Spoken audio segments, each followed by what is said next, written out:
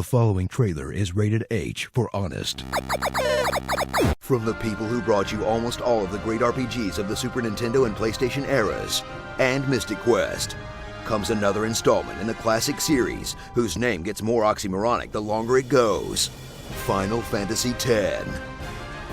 Enter the mystical world of Spira, a post-apocalyptic planet where everyone's in the same weird cult, where you'll take on a holy pilgrimage to bring down Catholic Guild Godzilla by collecting marbles, waiting for your turn, and playing a whole bunch of fantasy water polo.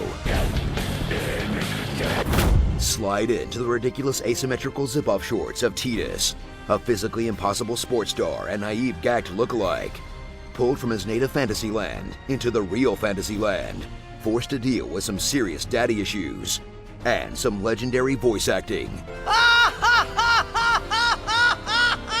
Then join up with Yuna, the perfect Japanese trifecta of little girl love interest, super powerful magic user, and human sacrifice, and her handful of guardians, a stoic sword fighter who's always faking a broken arm, a Middle Eastern Donatello who's even more jailbaity than Yuna, a busty black mage with a dress made of belts that no one ever mentions, a racist dude bro voiced by Bender from Futurama, and the Cookie Monster, as you quest to collect all of Yuna's Pokemon and reach the end of your journey, where you'll sacrifice your lives to take out a giant sea monster that's also your dad, until it comes back to life in like 3 days anyway, in the most downer fantasy game since Requiem for a Dream RPG.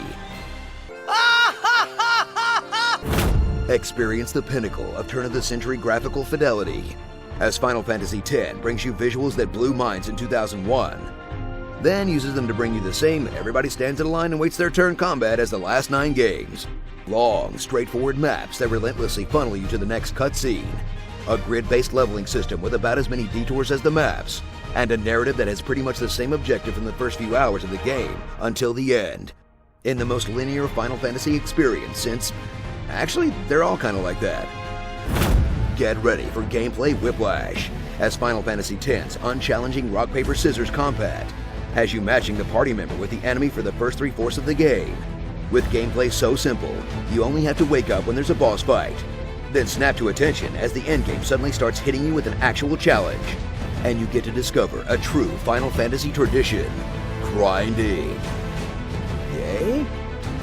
Experience a wide variety of side activities and quests, minigames that serve as pleasant distractions from the somber nature of the main story, until you reach the endgame and realize that grinding doesn't have to only mean leveling up, as FF10 locks away the best equipment for your characters behind insane challenges that will have you chasing butterflies, catching monsters, racing these annoying chocobos, dodging 200 lightning bolts consecutively, and playing way more blitzball than anyone should.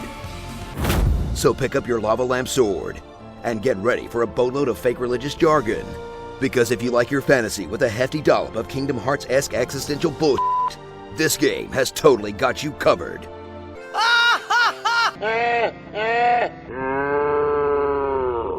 Starring Meg Ryan, Unibrow, Titty Monster, Waka Waka Waka, Orange You Being Kind of a Dick, Hates Mondays, Cosplay Patreon, and Seymour of My Chest Hair. Final fell asleep 10 times. Man, that was a crazy game. Only thing that would make it even crazier is if they made a sequel where Yuna's a pop star / treasure hunter who fights by changing outfits. But that would never happen. Be sure to subscribe for more honest game trailers, and tell me what you'd like to hear me say in my awesome voice. Don't you wish your girlfriend was hot like me? I love the smell of napalm in the morning. To be or not to be, that is the question. Let me show you my Pokemans. Shut up and get in the car.